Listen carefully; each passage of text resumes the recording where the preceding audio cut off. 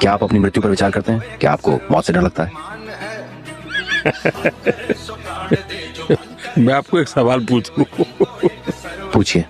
जन्म के बाद आप मुझे बताइए, जीवन है, मृत्यु है, इसमें से सबसे निश्चित क्या है? मृत्यु। मृत्यु। अब मुझे बताइए, आपने मुझे सही जवाब दिया, जीवन और मृत्यु में मृत्यु ही निश्चित है, आपको पता है कि ये निश्चित है, और जो निश्चित है उसका डर काहे का भाई?